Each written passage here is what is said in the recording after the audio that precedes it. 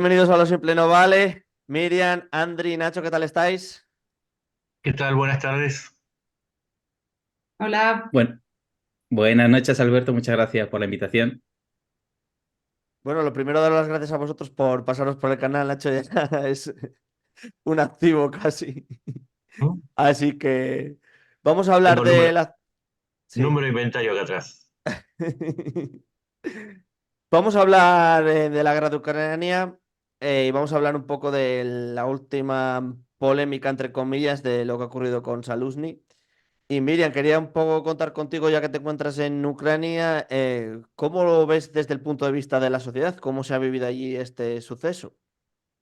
bueno, como todos visteis en Twitter, surgió una noticia, se empezó a retuitear, aparecieron otras fuentes, pero digamos que salió de medios ucranianos, sobre todo de uno que se llama Serka Lonitieli, en ucraniano es diferente, perdón, pero se llama así. Y dijeron básicamente, según las fuentes de este medio ucraniano, dijeron que Saluzny fue al despacho de Zelensky, que Zelensky le dijo que tenía que presentar una carta de dimisión y él se negó. Estas son las versiones que tenemos, ¿no?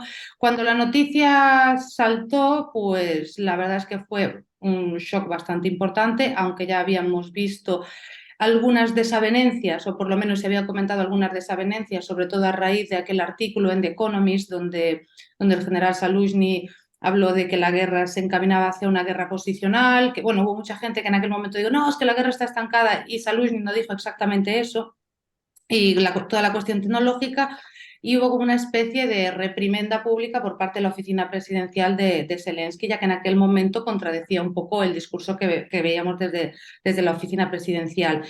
Entonces, bueno, de esa desavenencia llegamos al lunes y toda esa noticia. Parece ser que al final hubo una marcha atrás, se reculó porque socialmente no gustó esa noticia. O sea, lógicamente, los militares están con Saluzny, todos. O sea, el ejército está con Saluzny y la sociedad también. Hay que entender que Saluzny es el héroe de Kiev, hay que entender que Saluzny es considerado héroe nacional, a pesar de que este año 2023 y con la contraofensiva no se llegaron digamos, a los objetivos que aspiraban desde el mando ucraniano, ni político ni militar, pero no es un motivo ese para que socialmente esté desgastado. De hecho, y ha sido muy comentado en las encuestas de opinión, tiene más valoración que el presidente Zelensky, con lo cual nos da un poco una imagen de lo que significa el general Saluzny para los ucranianos.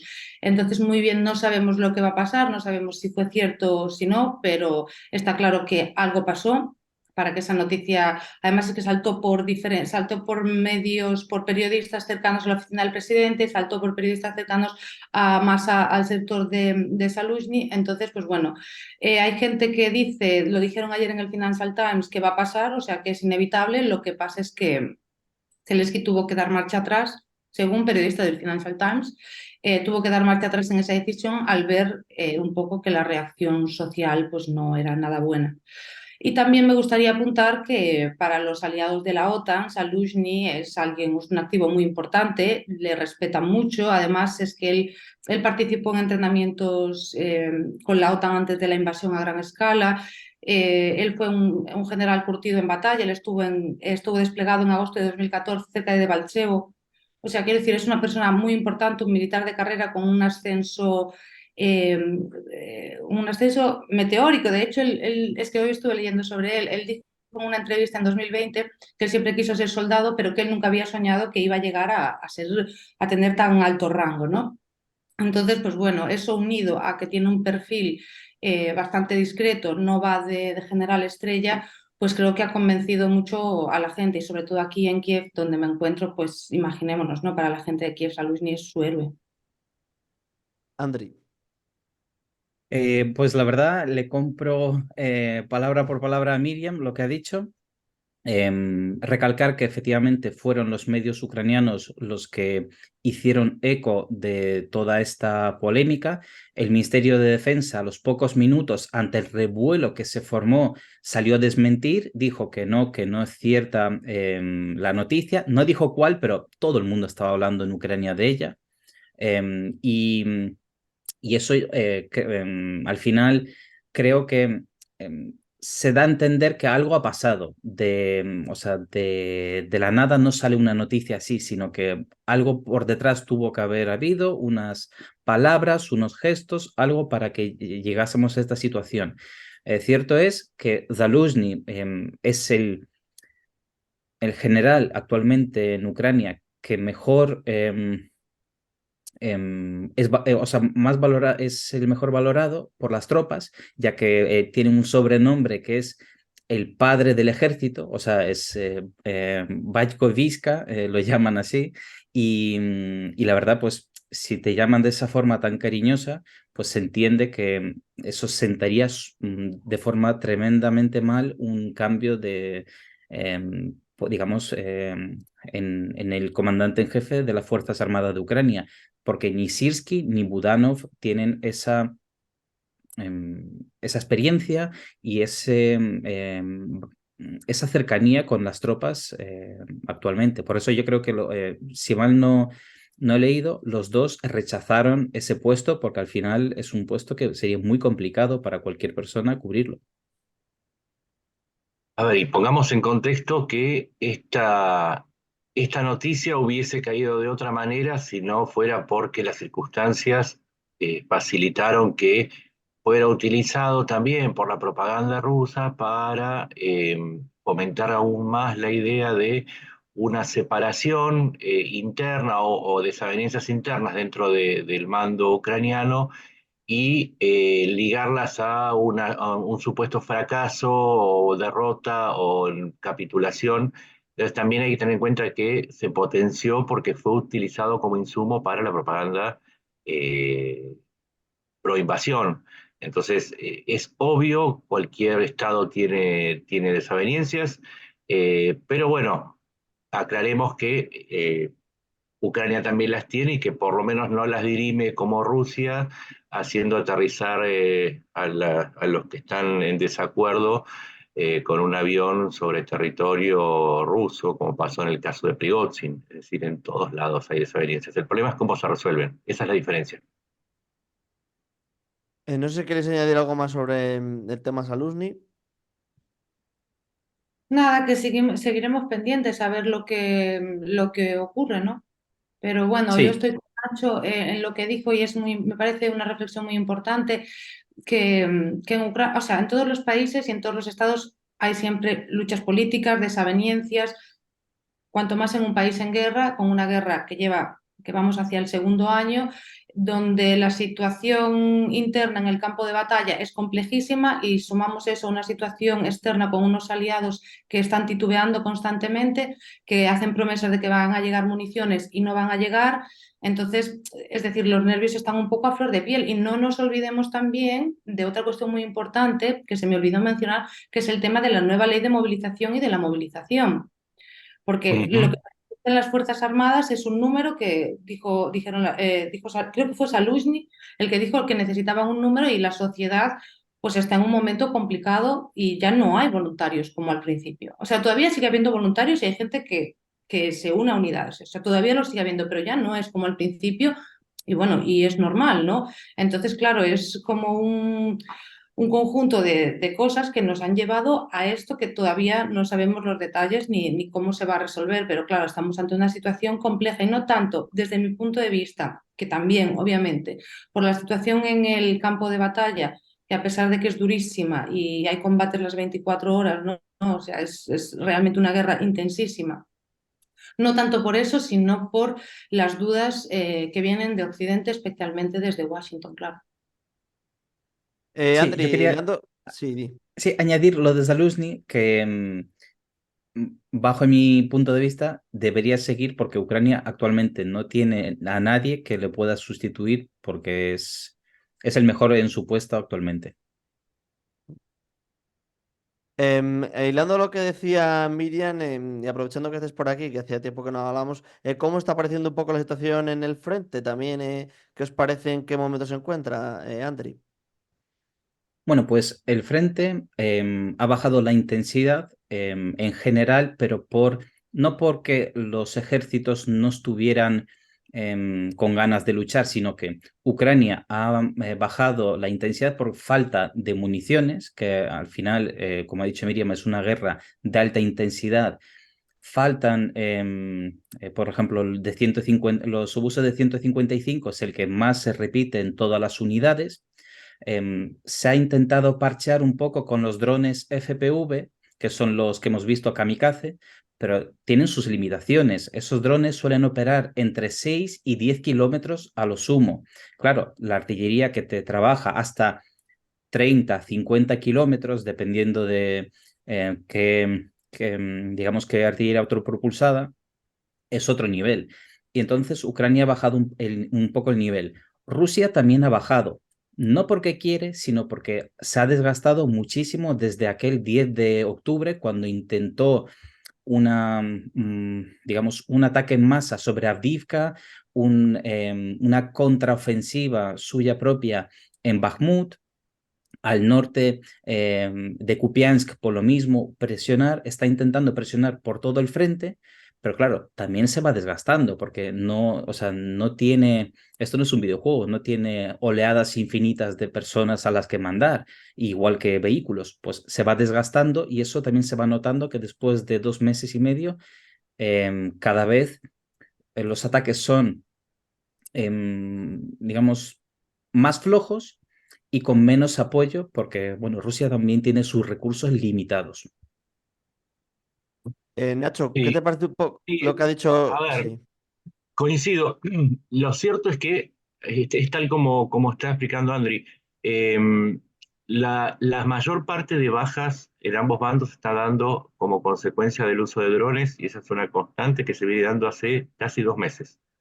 En las cifras de Andy Perpetua, tiene la particularidad de dar el número de bajas, pero también la causa de la baja, se nota particularmente, con lo cual acá podemos sacar dos conclusiones. Si bien Ucrania baja su cantidad de disparos de artillería por día, eh, también está provocando más daños a Rusia, pero por el uso de drones.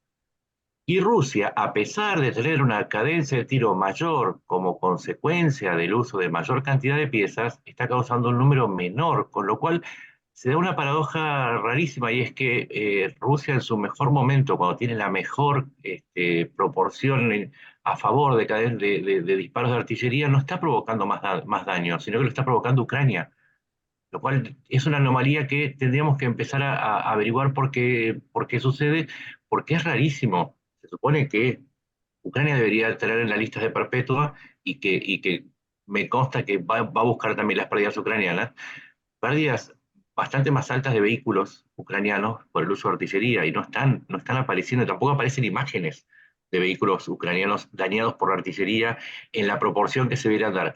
En segundo lugar, hay dos noticias que están circulando por ahí que cuando uno las une también son llamativas. Y esto no es un optimismo a favor de Ucrania, sino para bajar un poco la espuma a favor de Rusia, que en los últimos tiempos está muy alta. El primero, Shoigu en su visita a la fábrica de artillería, no me acuerdo el nombre en este momento, una fábrica de artillería, retó públicamente a los directores por no estar cumpliendo con la cuota de fabricación. Y esto lo uno con el dato de los nuevos embarques de artillería norcoreana en dirección a Rusia. Es decir, hay un punto en el que también tenemos que sopesar, más allá de los pesimismos, optimismos y de las preferencias que uno tenga, es que Ucrania bajó su uso de artillería por falta de parque, porque no están llegando, porque hasta febrero o marzo no llegan los envíos de Europa, porque ya no hay que esperar los de Estados Unidos. Estamos en un impasse y estamos usando los drones. Pero tampoco es que Rusia está pudiendo fabricar tal como decía la propaganda, está recibiendo mucha ayuda de Corea del Norte, pero tampoco esto es un factor decisivo.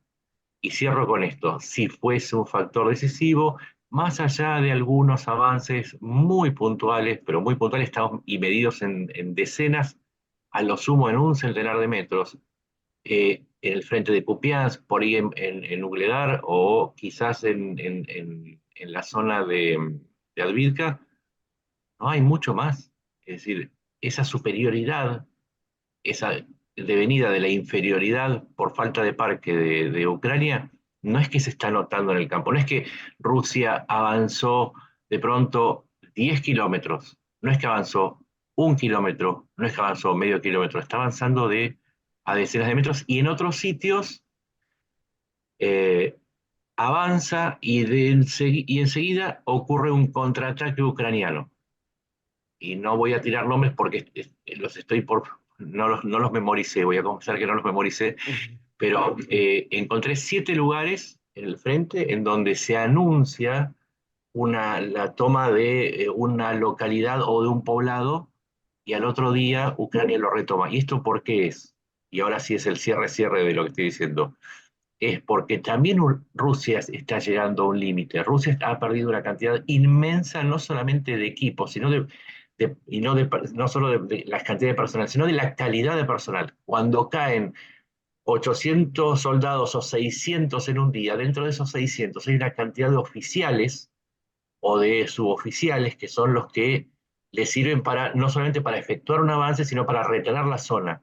Y lo que se está haciendo es, se está precarizando mucho el ejército ruso para compensar la debilidad momentánea de Ucrania y desde la lógica formal esto explica por qué, a pesar de la superioridad rusa circunstancial por la caída de los recursos ucranianos, el frente en esencia no se mueve, y si se mueve es de a decenas de metros. Digo, porque la lógica y los números y los datos son los que mandan, después están las preferencias o los gustos. A mí me gustaría que suceda otra cosa. A mí me gustaría que Putin esté hoy siendo juzgado en la Corte Internacional de Justicia, pero eso es mi gusto. El frente no se mueve, mi gusto es el otro lado.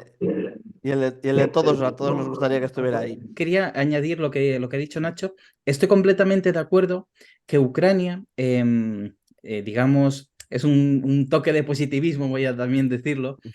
Ucrania se adapta muy bien con el material que tiene y eso me parece algo bestial, porque como bien dijo Nacho, tanto Irán como Corea del Norte, en una gran medida con el apoyo pues eso, de los obuses artilleros, que hoy, por ejemplo, Budanov lo comentó que va a aumentar todavía más el envío a Rusia, no fue capaz de hacerle, o sea, de un daño a Ucrania ni siquiera en la zona de Avdiivka, porque hemos visto que esa cantidad de tropas lo pierde otro país y sería un ejército entero de un país europeo fácilmente.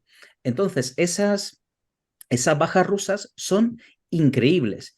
Y aún así, o sea, las cosas hay que decirlas. Rusia ha tenido suerte porque si Ucrania seguiría recibiendo como en 2022 o la primera parte de 2023 equipo de Estados Unidos y de Europa, Rusia no es que no habría avanzado un par de kilómetros en Avdiivka, un par de kilómetros hacia Kupiansk, es que estaría perdiendo terreno por todo el frente porque ha tenido suerte que hay unos problemas en el Capitolio, o sea, en Estados Unidos, un poco de dudas en Europa. ¿Suerte o es la otra parte? Es el plan de contingencia de Putin ir a buscar aliados en Washington que lo saquen del apuro. Puede Pensemos ser. mal y nos vamos a equivocar. Es que puede ser, pero aún así te digo que con todo en contra no ha conseguido sus objetivos. O sea, Ucrania con todo en contra le ha plantado cara al principio de 2022 y en el final de 2023 que ha echado toda la carne en el asador y le ha salido un bluff. Miriam. A ver, yo estoy de acuerdo con vosotros. De hecho, esos avances pequeños que hace Rusia a un costo enorme, tampoco los está capitalizando de ningún modo. Muchos de esos avances, como de hecho a mí me sorprendió, fue un asentamiento, yo creo que fue en región de Donetsk, que eran literalmente 45 vecinos en el censo en 2001. O sea, venden y pusieron ahí una bandera rusa. Se vio mucho en redes por un poco, ¿no? Por decir, vaya, si nos vendéis esto como una victoria, realmente cómo estaréis, ¿no? Entonces eso por un lado. Por otro lado, el tema de Avdiivka. O sea, yo recuerdo el asalto contra Avdiivka llevan desde octubre. O sea, los avances con todo el material que perdieron, todo lo que invirtieron ahí son mínimos. Creo en eso también estoy de acuerdo con vosotros. No tenemos la percepción como que Rusia tiene recursos inagotables. Creo que ellos también lo fomentan mucho, ¿no? Porque al final sí que es cierto, tienen un montón de recursos y no están dependiendo de nadie. Por desgracia, Ucrania no tiene esa capacidad de producción y los aliados de Ucrania, pues bueno, no están con la dedicación con la que deberían sosteniendo el esfuerzo de guerra ucraniano, ¿no? Porque se han involucrado desde el primer momento. Entonces, si te involucras, pues tienes que continuar hasta el final, como prometieron en enésimas intervenciones todos los líderes occidentales, pues hay que cumplir la palabra, porque además es muy difícil, si tú no sabes la cantidad de armamento, de municiones que vas a recibir, es muy difícil hacer cualquier tipo de planeamiento de lo que vas a hacer en el futuro. Es complicadísimo para los militares ucranianos porque no saben cuándo van a llegar las municiones, cuántas van a tener, no saben qué les va a llegar a Rusia, entonces es complicadísimo. Pero creo que no es una cuestión de optimismo, sino es una cuestión de lo que yo estoy viendo en la sociedad ucraniana. Yo tengo una vecina y mi vecina hace drones en su casa para el ejército, los ha aprendido a hacer. Sí. Y ella con sus amigos los hacen, compran eh, ¿no? Todo lo que necesitan para montar. Componentes, sí, sí. Exacto, todos los componentes que no me salía y los están montando en casa. O sea, no sé si en Rusia pasa lo mismo porque realmente es muy complicado saber lo que ocurre allí. Por lo menos yo las noticias a las que llego es muy, más allá de la prensa oficialista rusa, ¿no? Es muy complicado, pero aquí hay una sociedad que está pendiente de esas cosas y sobre todo en cuestiones tecnológicas. O sea, aquí están llegando impresoras 3D. Aquí hay un campo de experimentación con un montón de armas que es increíble. Evidentemente no van a cambiar por sí solas los drones que hace mi vecina, no van a cambiar el frente, pero es algo que creo que nos da una imagen de cómo está el país y sigue implicado. Porque hay una cuestión que se habla de la fatiga de la guerra. O sea, la gente que más fatigada está de la guerra son los ucranianos. Creo que eso es importante tenerlo en cuenta, porque son los que la sufren. Porque son los ucranianos los que pierden a sus familiares en el frente, los que tienen que estar pendientes de si suena la alarma para sacar a sus niños del cole. Entonces, pero eso hay que tenerlo claro, ¿no? Pero realmente hay una sociedad totalmente implicada todavía, que además de Sí. estar implicada con la guerra, tiene que estar implicada con seguir generando economía, con seguir trabajando, porque todo eso es importante, porque esta guerra no es solo en el frente, sino que es una guerra que ataca también a los sectores económicos del país, a la infraestructura, para dañar todo el tejido del país. Entonces, pues bueno, por ese lado yo creo que no es, a mí no me gusta ser optimista ni pesimista, sino centrarme un poco en lo que veo. Y yo veo que Ucrania sigue teniendo un apoyo, lo único que necesita, y lo dicen los soldados, es que Occidente se decida de una vez y cumpla sus promesas, porque no es que los ucranianos llegaron y pusieron una pistola a Borrell o a cualquier político, ay, no, dadnos esto, no, no fue así. Esto es un problema que viene desde 2014. Esto es un problema que se miró para otro lado desde Europa, que se pudo, bueno, es un poco no hacer así lo que pudo haber pasado, ¿no? Pero es un problema que si hubiese tenido la atención requerida, quizá no estaríamos en este punto. Y tienen más responsables que Ucrania y Rusia, yo creo, porque aquí está Europa. Entonces, vamos un poco, ¿no?, a cumplir las promesas, porque lo fundamental es que esta guerra se acabe cuanto antes. Sí, hay algo que uno siempre, yo les digo, si yo que estoy en Buenos Aires a 17.000 kilómetros y soy una persona mediocre, me doy cuenta, los que son especialistas en estrategia se tienen que haber dado cuenta de cuestiones muy sencillas, que es que si Rusia lanzaba una ofensiva con todo lo que tenía, sin despreciar las pérdidas, hacia fin de año era el momento oportuno para reforzar la asistencia a Ucrania. La asistencia a Ucrania no es que se hace así y llega, no es teletransportada, sino que lleva 1 o 2 meses entre que se propone, se aprueba, se prepara y se envía.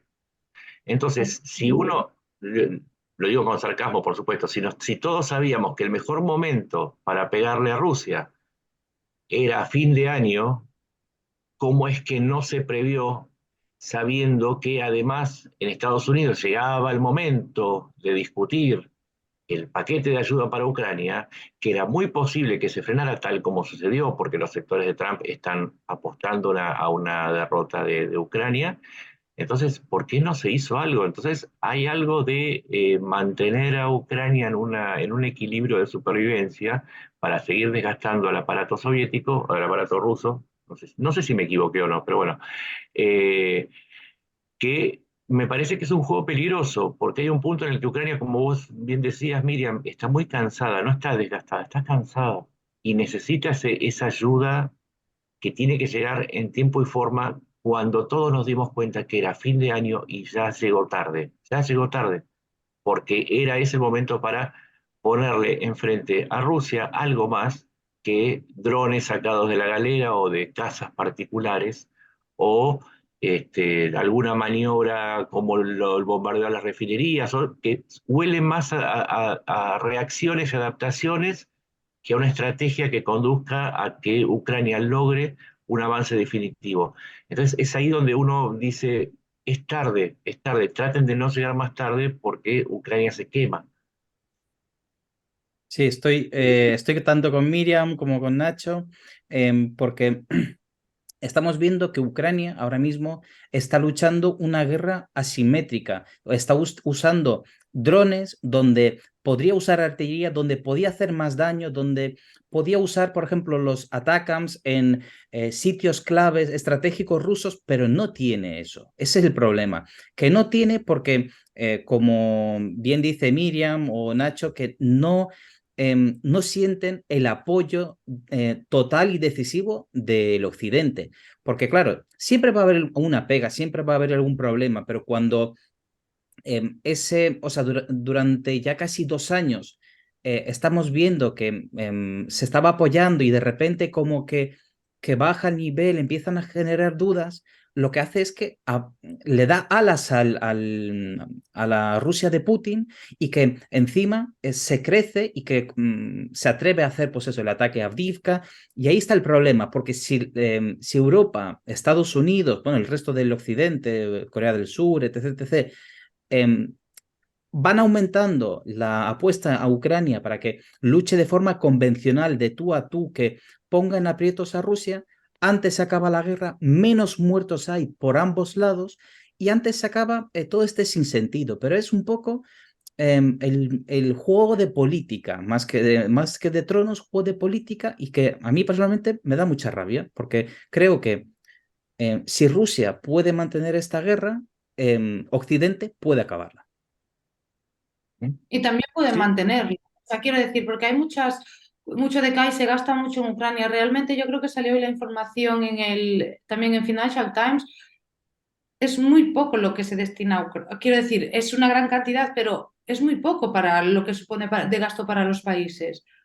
Y realmente yo lo que me planteo es un poco, es eso también, ¿a qué juega Occidente? O sea, ¿a qué juega Estados Unidos? Porque Europa últimamente, a pesar de que en un primer momento Macron y Scholz como que dudaban, los veo como bastante ya centrados porque saben lo que hay. Ucrania está en Europa, son nuestros vecinos. O sea, Estados Unidos está lejos. Su geografía siempre lo protegió y tiene una geografía maravillosa, pero ¿a qué estamos jugando? Porque es una situación bastante complicada, o sea, estamos aquí al lado. O sea, desde Madrid llegas aquí andando si quieres, sí. ¿no? Te doy, Entonces, te doy los números. El esfuerzo que hace Estados Unidos tiene un presupuesto de defensa de 880.000 millones de dólares. 61.000 millones de dólares es un vuelto, porque aparte ni siquiera salen del presupuesto de defensa, también salen de aportes del Tesoro. Hay una serie de fuentes alternativas, pero representa, creo que era el 0,3% de su PBI para debilitar a su principal enemigo, que es Rusia en este momento. En el caso de Europa, y el otro día dices la sumatoria de los presupuestos de defensa de la Unión Europea más Gran Bretaña, por el Brexit, ¿no?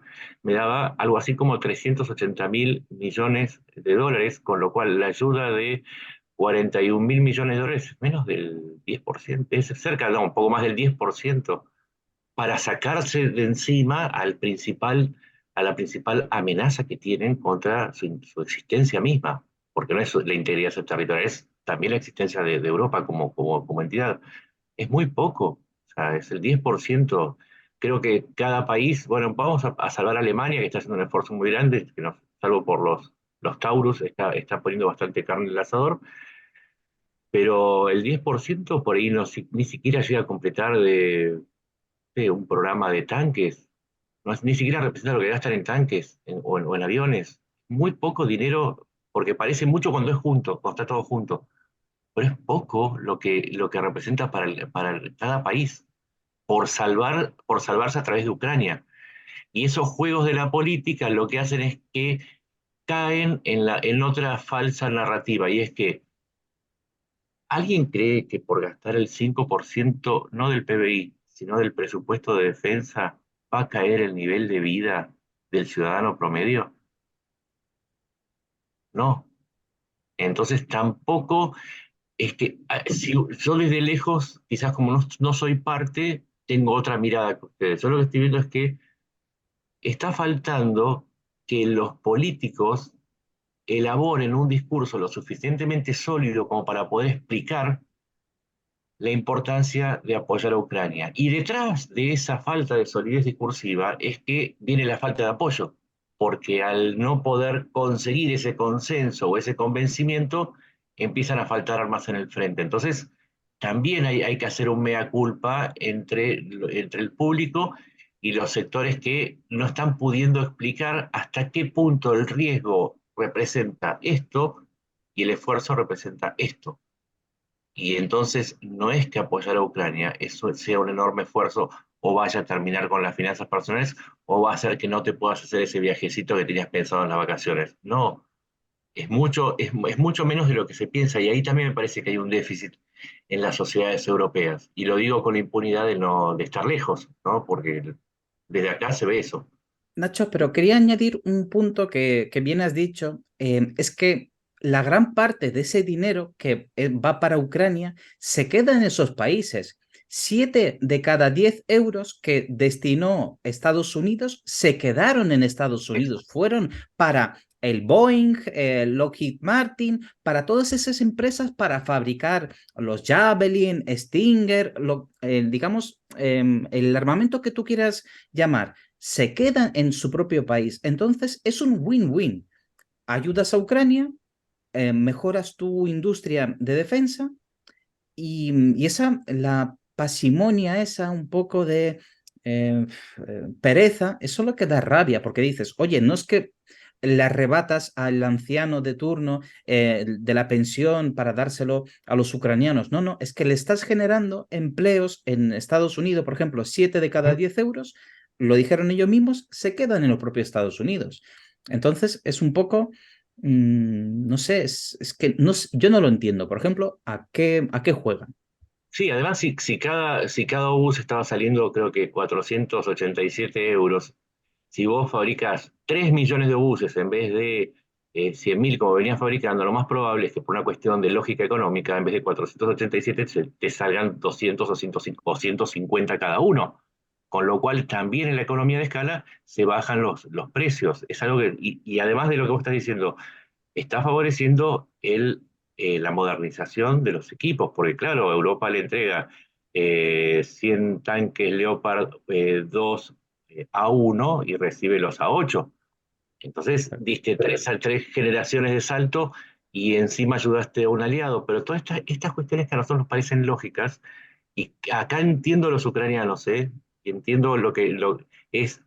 ¿Cómo es que no están entendiendo algo que es sencillo? ¿Cómo es que no entienden los números? ¿Cómo es que nadie les está explicando los números? Quizás sea porque la propaganda rusa es muy poderosa y crea esas nubes en las que quedan atrapados los conceptos, y es muy efectiva, hay que reconocerlo. Pero entiendo cuando en Ucrania dicen es que no están entendiendo lo que está pasando. Es tan sencillo y está mucho más cerca que lo que dicen los eslogans que se reparten en las redes. Es sencillo, ayuda a Ucrania para ayudarte. No es que estás pagándole al médico para que te cure, no es que estás tirando el dinero en la mesa del médico. Para algo está sirviendo, ¿no?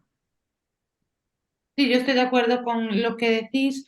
Además, hay otra cuestión, o sea, aunque no ayudase a Europa, si Occidente se dice que es Occidente es por una cuestión y por unos valores morales, ¿no? Que hay que defender porque es fundamental eso, estaría bien ayudar a Ucrania porque está bien, porque invadir a un vecino y bombardearlo está mal. O sea, solo por eso ya hay que ayudar a Ucrania. Pero mi otra pregunta es, ¿qué coste para todo Occidente tiene el dejar que Ucrania caiga? O sea, claro, o sea, porque vamos a ver, llevamos 2 años escuchando a nuestros líderes, no, Ucrania, Rusia muy mal, Putin muy mal, muy bien, ¿ok? Y ahora hay que seguir, que hay que sostener esa ayuda, estamos dudando. Entonces, ¿qué va a quedar de Occidente? ¿Cuál es el poder de disuasión que va a tener? ¿Quién va a temer a Occidente? ¿Quién va a confiar en los países occidentales? ¿No? Si al final vamos arrastrando esta situación y entregando cada vez menos ayudas. Es que es bastante importante y fundamental. Y en eso también te tengo que decir, Nacho, que tienes razón. O sea, Europa está, yo creo que un poco perdida en este mundo geopolítico y en este entorno geopolítico. Lo estaba antes de la invasión a gran escala porque no se la esperaba, o sea, realmente no se la esperaba. Los políticos no se la esperaban, o sea, los alemanes negociaban con Rusia, había un clima comercial absolutamente normal y normalizado, a pesar de las sanciones que tenía Rusia, no por el tema de Crimea, que ya el país estaba sancionado. Entonces fue un shock para ellos y están perdidos y al final volvemos al juego, ¿no? Al juego de las potencias y de que Europa tiene en su casa un problema de seguridad y hay que hacer una arquitectura de seguridad y Ucrania es parte de la familia europea y hay que solucionarlo. Y además se dio cuenta, creo que lo dijimos en alguna otra oportunidad, que el padrinazgo o el tener al sugar daddy defensivo en Estados Unidos es un juego peligroso, porque claro, asume a alguien como Trump, que unos días atrás dijo que hizo una broma sobre el 11 de septiembre, pero terminó diciendo que de qué sirvió haber gastado tantos miles de millones de dólares para nada, dijo, haciendo referencia a la participación en conflictos exteriores. Entonces, Europa se está dando cuenta que no necesariamente tiene que contar con Estados Unidos y que va a tener que arreglar, por lo menos en el caso de Ucrania, va a tener que hacer un esfuerzo propio, genuino, esta vez genuino, sin contar con la OTAN, sino que empezar a generar una estructura de defensa europea en la cual Ucrania tiene que ser parte. Ya no, es más, deslizaría la discusión si Ucrania tiene que ser parte de la OTAN o no. Me parece que por lo menos a corto o mediano plazo es más importante saber si Ucrania se integra en la estructura de defensa europea, que no es la OTAN, que existe, pero que puede ser mucho más vital para su supervivencia que el pertenecer a una OTAN que no sabemos muy bien cuándo puede llegar a suceder. Y de hecho, operativamente ya pertenece, no sé cuánto más, salvo por la aplicación del artículo 5 y las garantías que daría ante una nueva invasión, aunque tampoco estoy seguro que eso sirva, no le veo ninguna ventaja, porque ya recibe apoyo de los países de la OTAN. Entonces, me parece que ahí hay una maduración de Europa al darse cuenta que Estados Unidos no es un socio confiable, no porque su mentalidad como nación sea rechazable, sino porque los vaivenes en el poder de entre los aislacionistas y los demócratas y republicanos que apoyan a Ucrania son demasiado violentos y hoy lo estamos viendo. Entonces ahí también hay una maduración muy fuerte de Europa y ahí también tiene un rol para cumplir con respecto a Ucrania. Y cierro con un dato más. Nadie se está dando cuenta o pocos se están dando cuenta que también Rusia está en una crisis económica increíblemente profunda. Lo venimos diciendo hace 2 años, somos muy pocos los que venimos avisando, por suerte no nos equivocamos. Estaba mirando, estoy preparando un hilo sobre los ingresos en combustibles. Rusia está recibiendo la mitad del ingreso, perdón, está vendiendo la mitad del gas y el petróleo en los tiempos de preguerra. Y los márgenes de ganancia se redujeron al 30%. Es decir, no es viable para Rusia sostenerse por mucho tiempo en la guerra. Los números no dan. Los números de las reservas no dan el número de la inflación, no dan el número de inversión extranjera directa. La fuga de capitales, la pérdida de valor del rublo.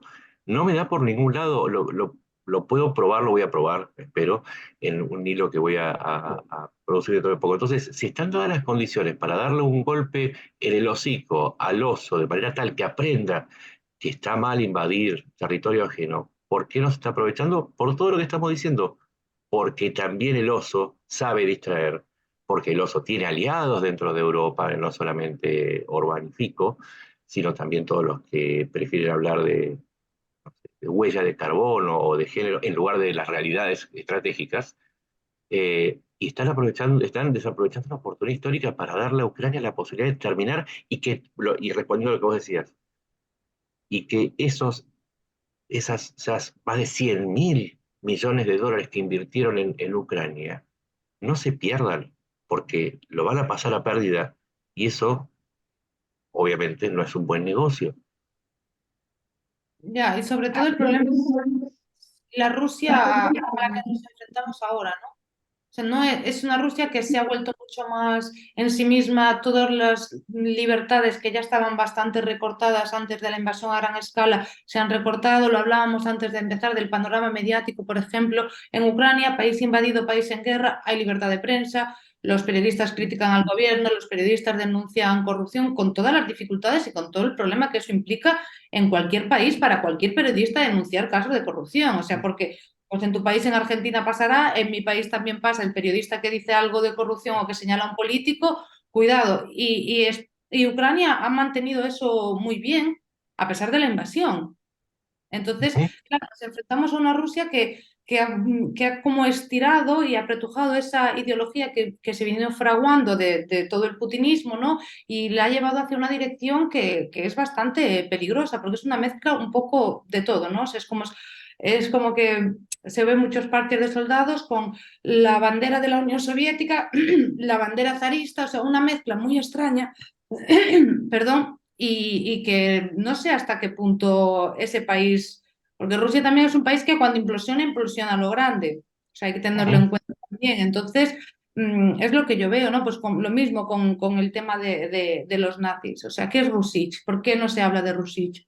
Porque Rusich, que es una unidad nazi que operó en Siria y que está en Ucrania, ¿por qué no se habla de ese tipo de cosas, ¿no? O sea, y ahí sí que tú tienes razón, Nacho, que es el tema de la propaganda. Ellos saben hacerlo muy bien.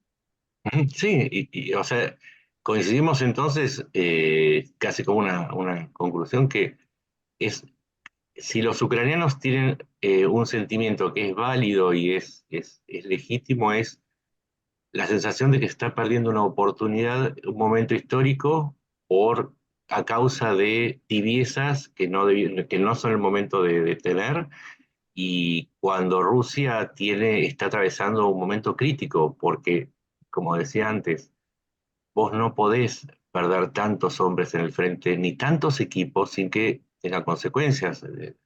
Hoy aparecían más imágenes de los tanques T-55. Los T-55, cuando salieron de producción por primera vez, Joseph Stalin, los fue a revisar, hizo la revisión Stalin, para darse una idea de hasta qué punto está perdiendo material Rusia. Entonces, claro, es como una sensación, y comparto lo que deben sentir los ucranianos, de bronca, de decir, no están viendo la oportunidad que estamos perdiendo. ¿En serio van a tocar la campana en este round justo cuando el oponente está listo para ser noqueado? Es que da pena, y también da un poco de bronca cuando uno recuerda que uno toma posiciones porque, como digo siempre, no, esto no estoy relatando deporte, ni estoy relatando el clima, ni un desfile de modas. Acá estoy relatando la agresión de un país al otro, y tomar posición, al menos desde la lógica periodística, es válido y es ético, porque yo no voy a reportar los hornos de Treblinka como si fuese un hecho apolítico. En este caso, yo creo que es una bronca, que da bronca porque el país agredido está perdiendo una oportunidad.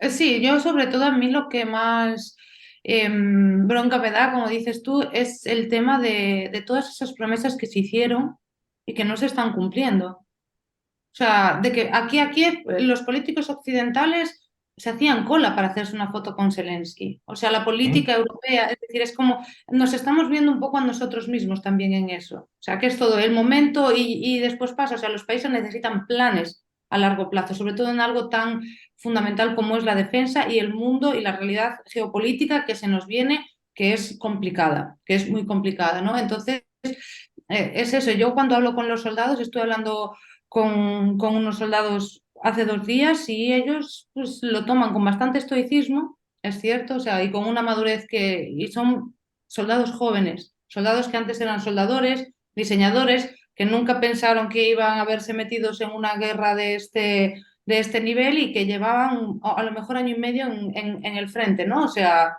gente experimentada y ellos decían, bueno, o sea, nosotros nos arreglaremos con lo que podamos. Y si no Claro. nos mandan nada, pero en serio, con todo el potencial que tiene Occidente, porque lo tiene, vamos a permitir o vamos a dejar que la situación vaya hacia ese punto, porque aquí, por lo menos con la gente que yo hablo, yo no sé lo que piensa cada uno en su cabeza, pero con la gente que yo hablo no quieren oír hablar de negociaciones de ningún tipo. Ese es otro elemento que no están teniendo en cuenta de los ucranianos y que la propaganda está jugando fuerte, la propaganda rusa, diciendo que ahora Putin ofrece negociaciones.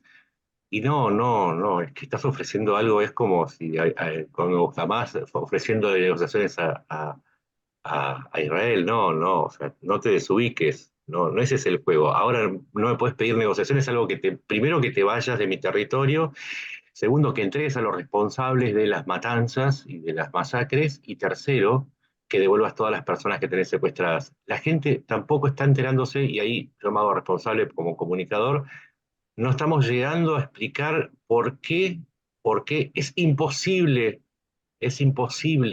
que Ucrania negocie en este panorama. Es imposible. Y entonces se esparce la idea de que Ucrania no quiere negociar, que Rusia... ¿Qué negociación? Vayamos al nivel más básico. ¿Negociar qué? Exacto. Sí, exacto. Ahí tenemos que trabajar más duramente nosotros para tratar de explicar. Es que sí, también nosotros tenemos una tarea, ¿eh? También nosotros tenemos un trabajo bastante arduo para hacer. Sí, Em, y complicado, y complicado. Sí, bueno, porque sí. hay mucha gente que sigue creyendo que los Reyes Magos existen. Y bueno, pero hay que tirar datos, siempre datos, y números. Con eso les ganamos la batalla de Albica a las redes. Bueno, chicos, no sé si quieres añadir algo más que Andri se salió. Yo creo que por hoy está bien y espero volveros a ver pronto por aquí.